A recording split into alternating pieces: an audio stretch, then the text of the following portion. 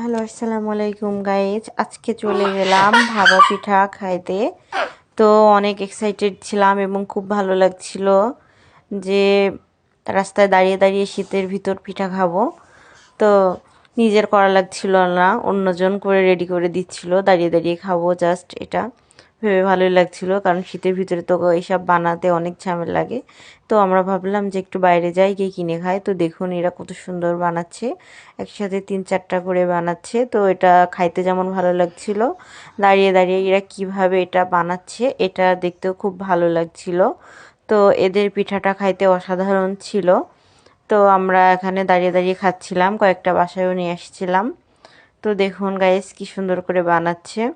তো আমি তো এগুলো দাঁড়িয়ে দাঁড়িয়ে দেখছিলাম। তো খুবই ভালো লাগছিল শীতের ভিতর গরম গরম ভাপা পিঠা খাইতে, এবং অনেক টেস্টি ছিল পিঠাগুলো।